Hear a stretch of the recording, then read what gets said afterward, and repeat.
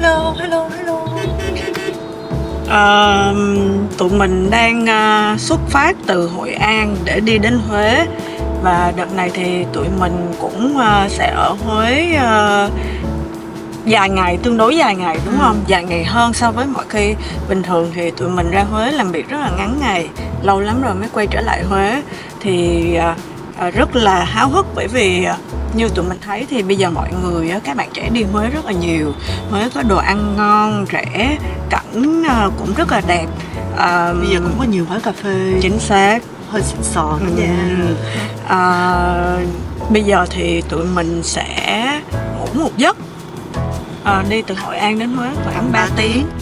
Sau khi đến Huế thì tụi mình sẽ share nhiều nơi cho mọi người nhé.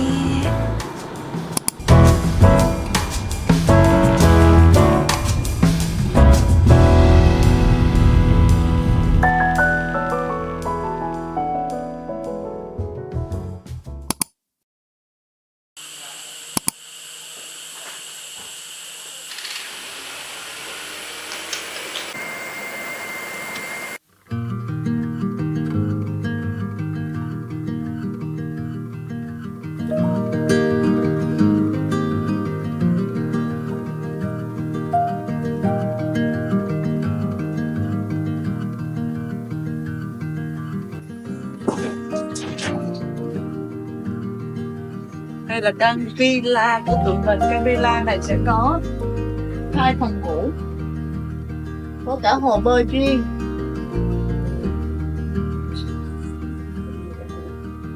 Rất là đẹp.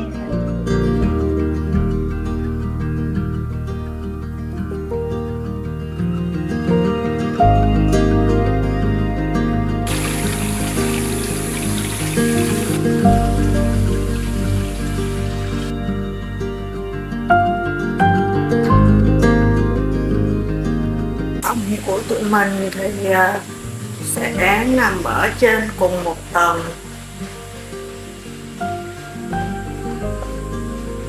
Và ở đây thì sẽ có 2 phòng ngủ. Đây là phòng thứ nhất.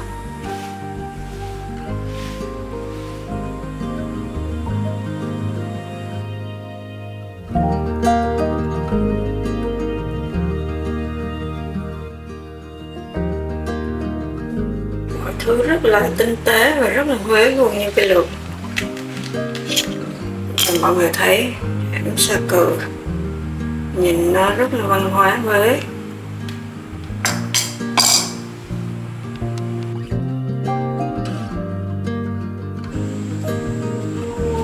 Còn đây là căn phòng thứ hai. Căn phòng này sẽ rộng hơn cái căn phòng đầu tiên kia nha. Phòng nào cũng sẽ có một cái bồn tắm. Ở đây á, thì thiết kế sẽ hơi một chút truyền thống và một chút hiện đại pha lẫn với nhau. Còn những cái này nè, bình thường á, là mình sẽ đi những khách sạn hiện đại thì mình sẽ là cái két sắt, còn cái này sẽ là cái giống như cái thùng, cái rương đựng những cái đồ quý giá ở đây. Thì những cái này á, là được ở đây họ sưu tập giống như một dạng là đồ cổ của mọi người, cho nên là nhìn cái chất liệu và cái kiểu dáng của nó rất là hay luôn.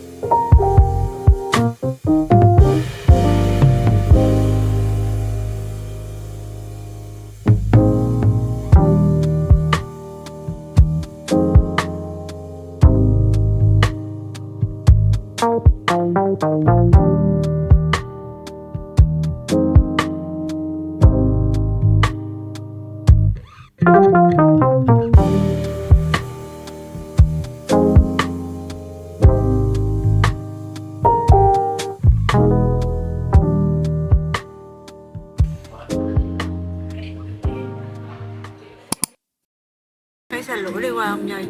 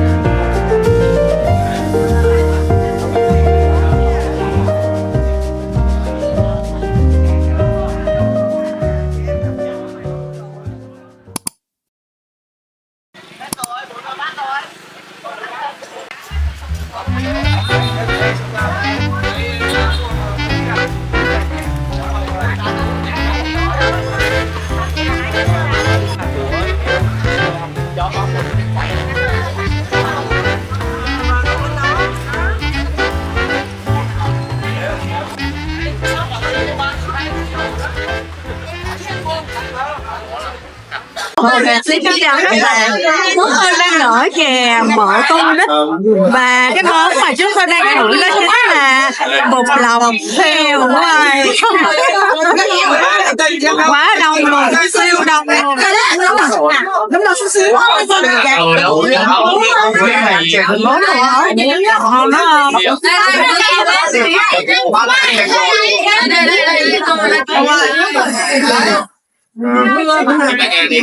Trong heo quay bên trong đó giống xá xíu hả?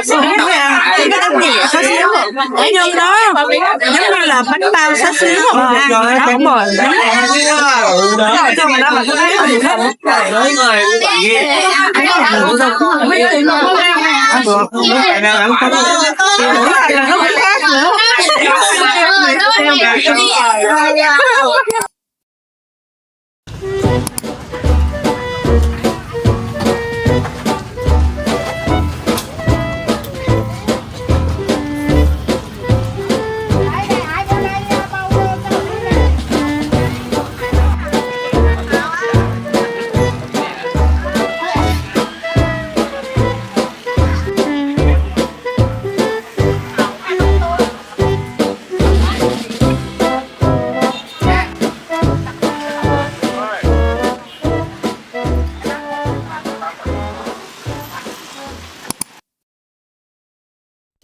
Cầu Tràng Tiền hay còn gọi là cầu Trường Tiền là một trong những biểu tượng của xứ Huế và là cây cầu đầu tiên được xây dựng để bắc ngang qua sông Hương.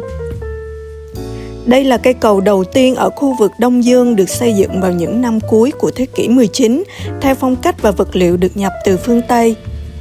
Và vào năm 2002, bên cạnh hệ thống đèn chiếu sáng vốn có, cầu Tràng Tiền còn được lắp đặt thêm hệ thống đèn đổi màu rất hiện đại và nhờ đó cây cầu như được khoác thêm một chiếc áo mới vô cùng lung linh mỗi tối.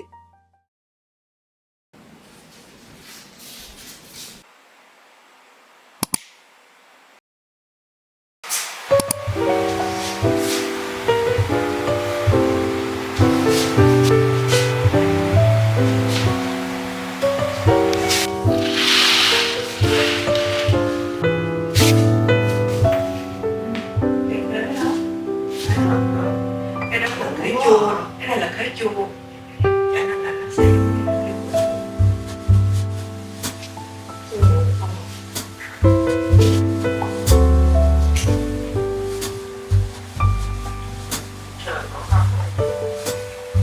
nói chung là tối ngày hôm qua mưa từ sáng luôn, từ sáng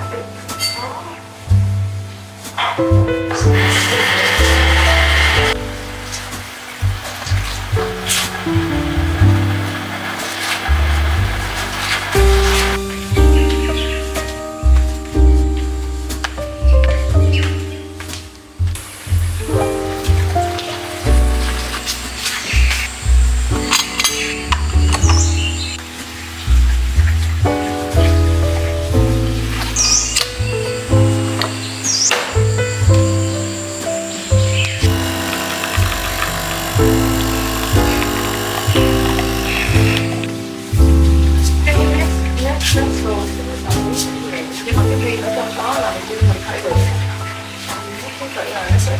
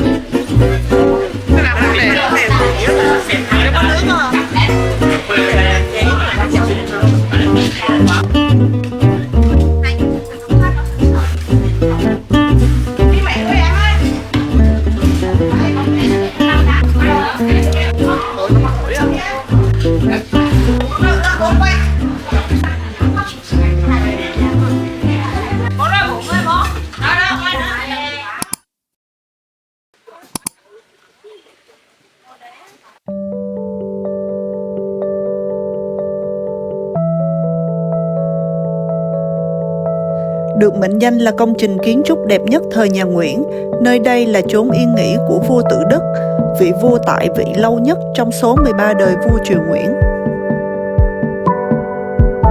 Lăng vua Tự Đức được khởi công vào năm 1864 với sự tham gia của 5 vạn binh lính lúc bấy giờ. Làm vua trong bối cảnh xã hội khó khăn, giặc ngoại xâm tấn công, huynh đệ trong nhà lục đục, vua Tự Đức để trốn tránh cuộc đời khắc nghiệt này đã xây dựng khu Lăng Tẩm như một cung đình thứ hai.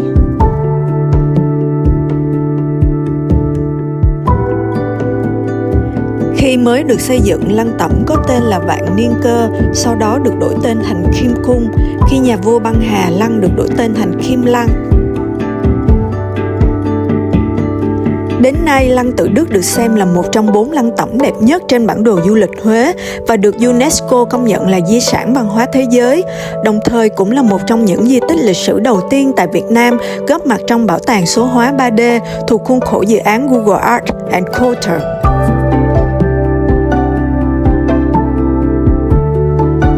Lăng Tự Đức là quần thể công trình kiến trúc tọa lạc trong một thung lũng nhỏ thuộc thôn Thượng Ba, phường Thủy Xuân, Huế, và nơi đây cách trung tâm thành phố khoảng 6 km.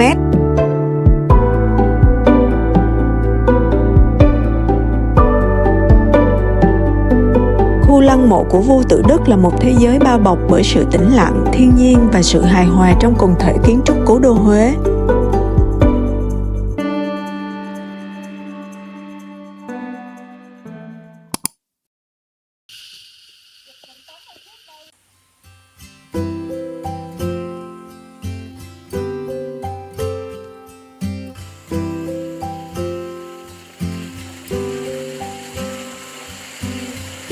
See myself with someone else.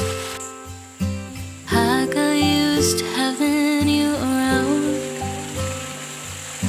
Still, I just can't make it make sense. 'Cause I'll admit I have my doubts.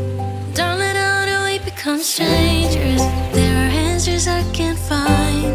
Was there something in your touch that slowly started changing? We were lost before we realized, too afraid to cross the line.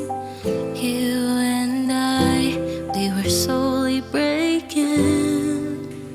But there are reasons we'll never find out, like how we burned out with no goodbye. Was it in the time or the way we shut up drive?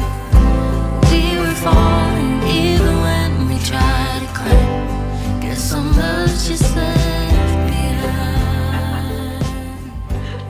Guess some...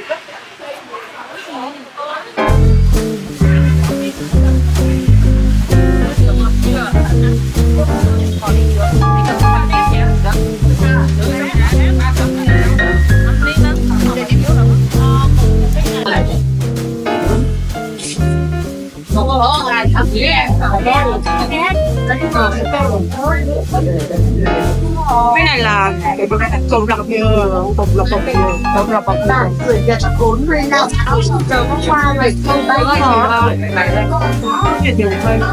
Cái này á cho mình ăn lại giọng á, cho nên các loại chè á, bọn nó cứ chút vô, còn phần xíu có nước dừa nữa. Ăn ngon bạn nào ăn không mọi việc nha, ăn cái ngon, cái này là ngon à, cái này dính xin đỡ đi không đỡ.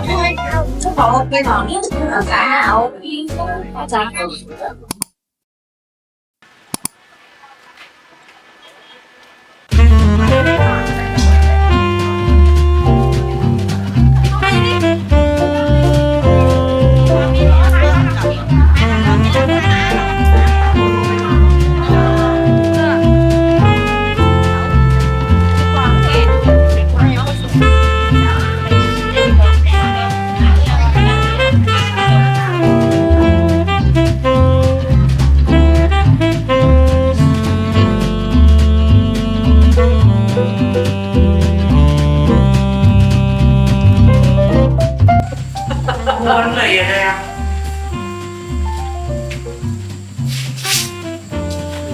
Cho biết cả uống một bữa. Hết xong là trứng rồi không? Được. Mình mua thập cẩm. Không mua ổ thập cẩm 20.000 thôi. Thập cẩm là giá mà cao nhất là 25.000, có 15, 20 với 25. Mình mua 20 thôi tại vì không muốn ăn nhiều thịt quá no. Ổi thì cũng hơi nhỏ thôi mọi người, nhỏ thôi. Nó có rau răm nè, nhưng có rau quế đúng không? Rau răm nè, rau quế nè, thịt xíu, nem bông, chả, tê. Ngày nãy có quay đó. Cũng được. Không quá tốt tắc với hai chị em và còn mọi người thì nói chung mỗi người sẽ một khẩu vị, và với tụi mình thì thấy bình thường được không có xuất sắc, nhưng mà riêng nghe cái vỏ bánh mì ở đây nó phải giòn hơn ý là phải nướng cho nó nướng thêm một tí xíu nữa, chắc là có thể là một phần do đông khách quá bán không có nướng không kịp cái độ giòn của nó.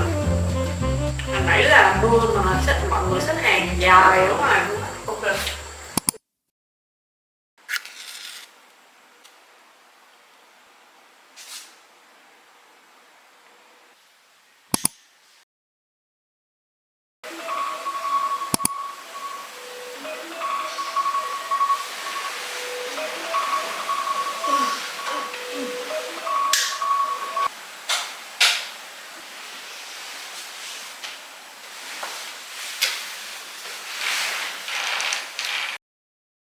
Thường đi du lịch tụi mình sẽ lựa chọn cái trang phục nào nó gần giống màu nhau.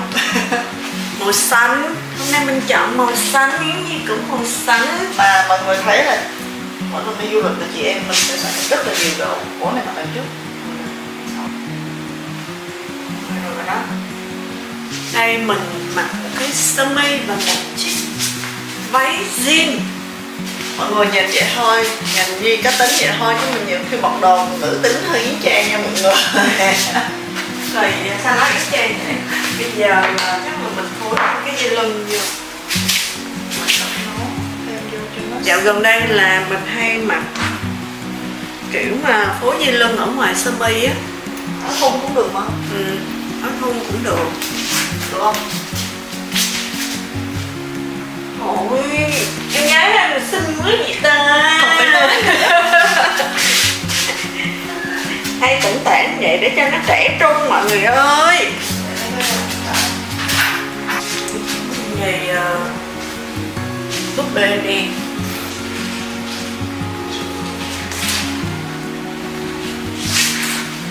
Thường á, nếu như mà chị em mình mặc những cái đồ nó đơn giản thì mình sẽ phối thêm phụ kiện này, phụ kiện kia, hoặc là phối layer thì nhìn cái đồ của chị em mình nó sẽ cá tính hơn, nó cầu kỳ hơn một xíu. Sau khi thử cài cái dây lưng thì thấy không hợp, thôi lại thẳng ra. Bây giờ tôi thử buộc cái khăn lên. Của bạn mỗi lần đi du lịch là tụi mình mang rất là nhiều trang sức nha mọi người. Cái gì cũng nhiều hết, cái giày cũng nhiều thì mọi người theo dõi mình thì mọi người coi là chị em mình quay outfit này kia nữa, cho nên là Cài nút áo vô không? Hay để ra đi ha. Nhẫn vô không? Hả? Không đang nhẫn hả? Đèn thế. rồi bây giờ không nào Lên đường đi chơi.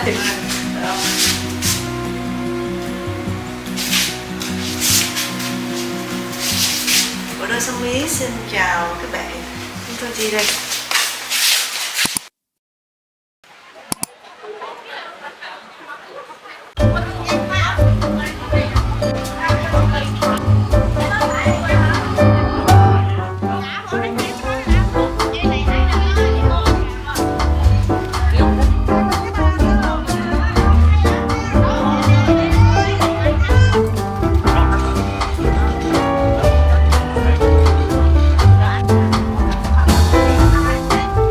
Bây giờ thì tụi mình đang đi ăn bò Huế.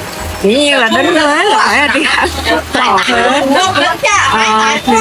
Nói chung là đợt này tụi mình đang đi cái dịp lễ á, cho nên là có thể là hơi đông quá. Chỗ nào cũng rất đông nha. Thì mình được một người em giới thiệu cho cái quán bò này. Cái nào ạ?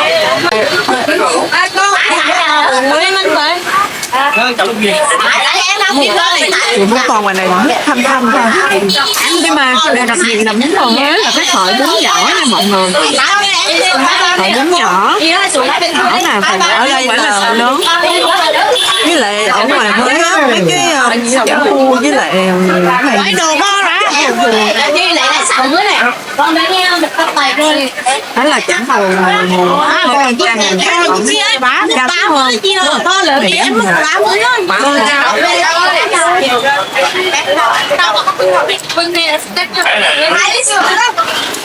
Nó là giống như nói là nó sẽ hơi thanh thanh á.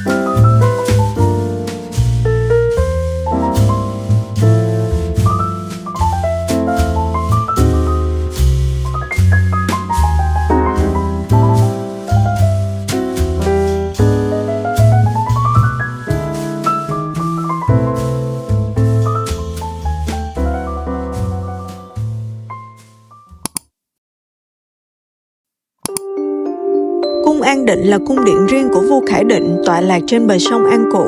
Vào năm 1917, vua dùng tiền riêng để cải tạo cung theo lối kiến trúc hiện đại. Và vào đầu năm 1919, công việc xây dựng hoàn tất và cung vẫn giữ nguyên tên gọi là Cung An Định. Sự xuất hiện của Cung An Định ở bờ nam sông Hương là một dấu ấn đặc biệt của dòng kiến trúc Tân cổ điển tại kinh đô Huế, đánh dấu sự giao thoa giữa hai nền văn minh Đông Tây ngay trong kiến trúc cung đình Việt Nam.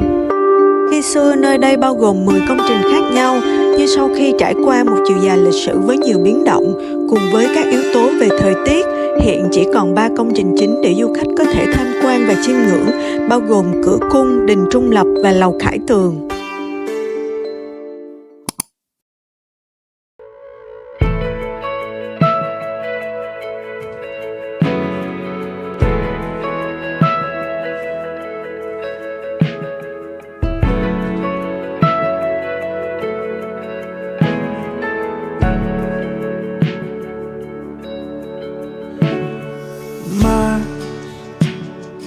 stretching out on my path, and moments are quicker than last.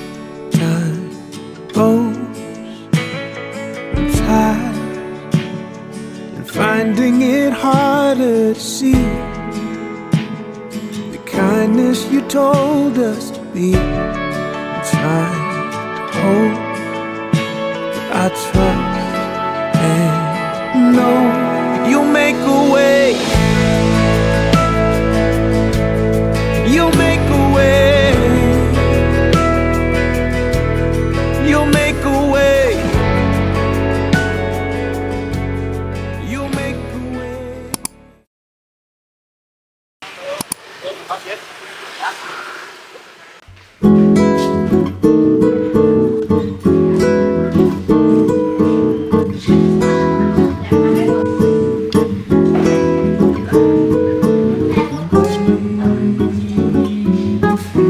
Ở đây là vịt có vịt luộc và vịt quay, mà tụi mình phải kêu mỗi con quay.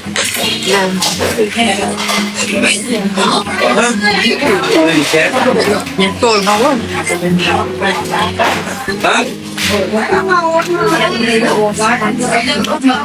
vịt quay ít mỡ lắm, cái xôi là cái kéo. Nhìn là cái miếng nó không có mỡ nhiều luôn á. Cái da hơi giòn kìa, giòn ở cái miệng mà.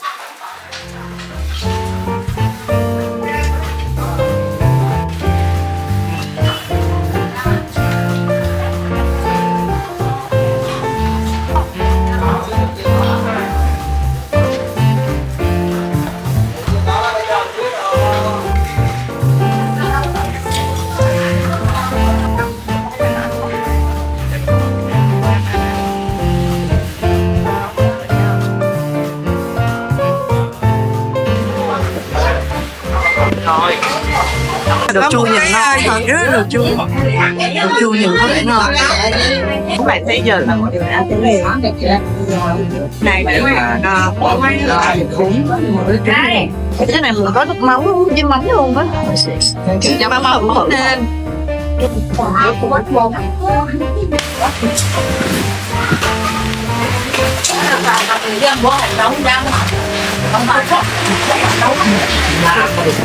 Nó có món gì không? Giống như là cái cuốn là có trứng, có rau.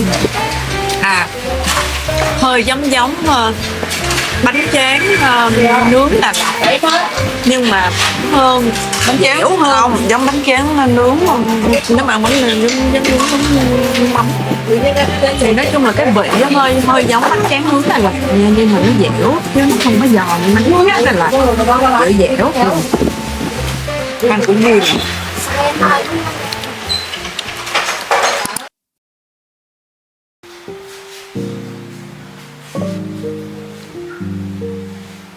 Sao cô đơn?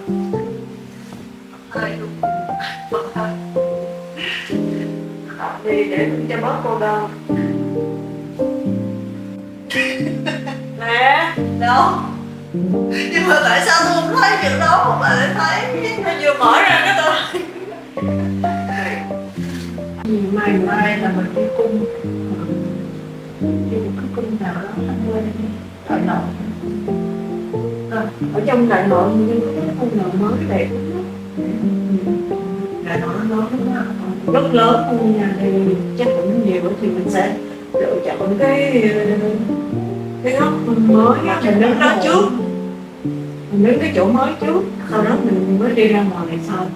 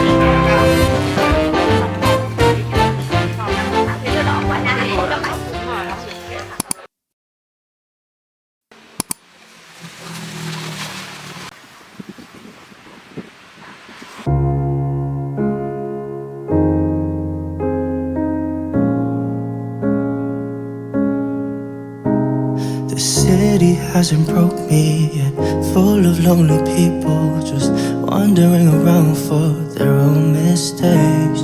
When you feel like your life's about only things, you stay around looking for the meaning. 너무 피곤해, but I remember how I made it through, and I thought it was cruel before.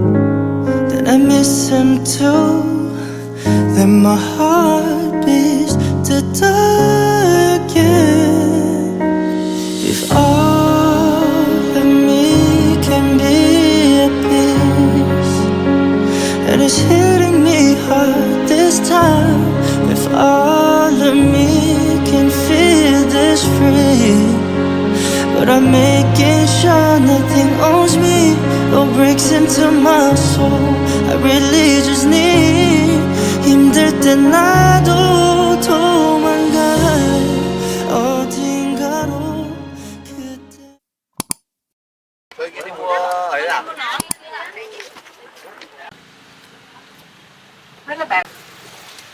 Phi qua đây giùm cái Phi. Xin chào các bạn. Hai chị em mình đang hóa thân thành hai phi tần. Hai Phi. Đây là áo tất của Phi nha.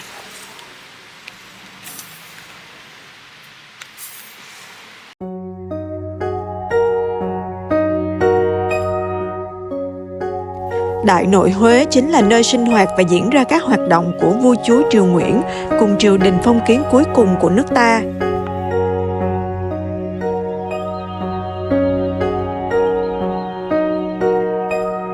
Khu Đại Nội Huế được xây dựng từ đầu thế kỷ 19 đến nửa đầu thế kỷ 20, là một trong số các di tích thuộc cụm quần thể di tích Cố đô Huế, được công nhận là di sản văn hóa thế giới UNESCO từ năm 1993.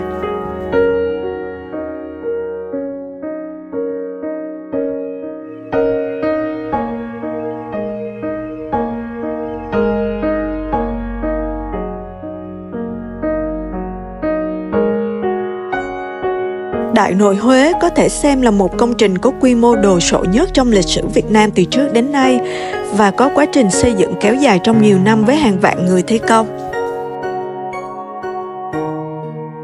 Sau 30 năm khởi công xây dựng với rất nhiều công sức, tổng thể công trình mới chính thức được hoàn thành trọn vẹn và Đại nội Huế mang vẻ đẹp hữu tình, hòa hợp với vẻ đẹp của thiên nhiên.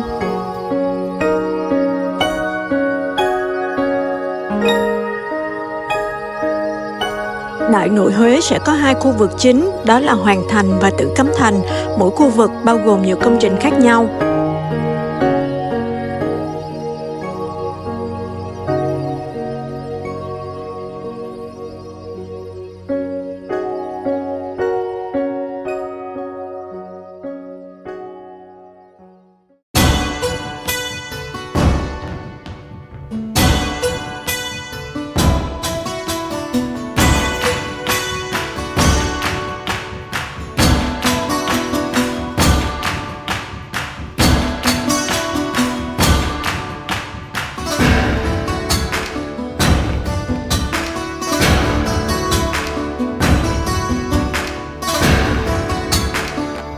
Trong Đại nội Huế, Trường Lan hay còn gọi là hành lang là một phần quan trọng nối các tòa nhà và cung điện lại với nhau, tạo nên một không gian kiến trúc liền mạch và thống nhất.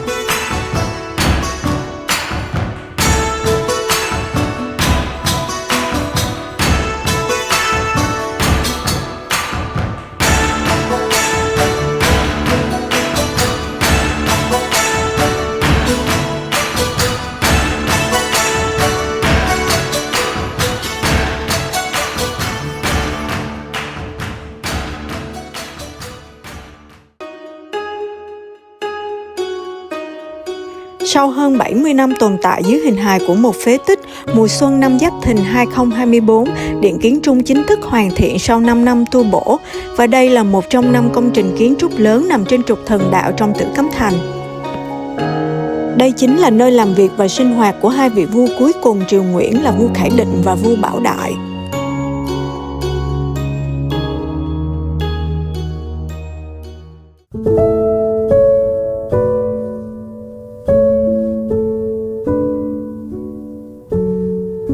Vào thời kỳ vua Gia Long lên ngôi, ông thấy Huế là một chốn vô cùng yên bình, phong cảnh thì trữ tình mộng mơ. Do đó, vua Gia Long đã chọn vùng đất này là nơi đặt cố đô của triều đình nhà Nguyễn.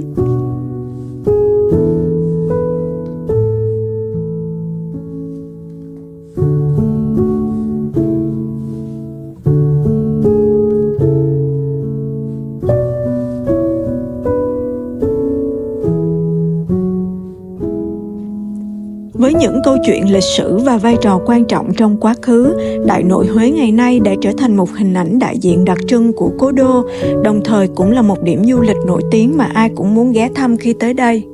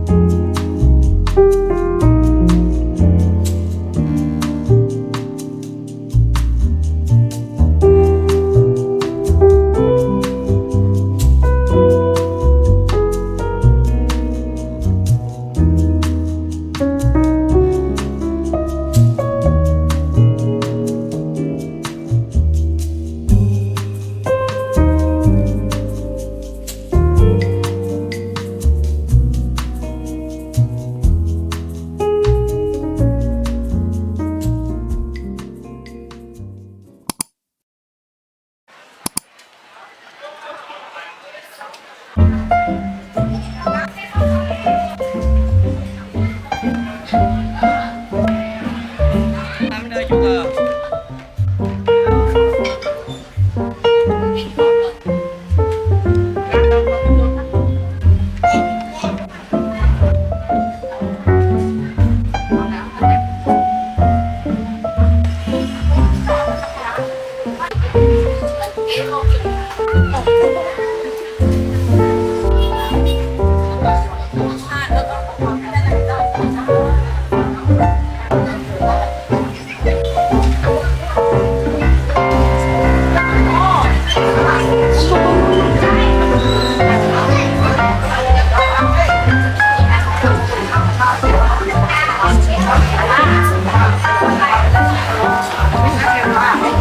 subscribe cho kênh Ghiền Mì Gõ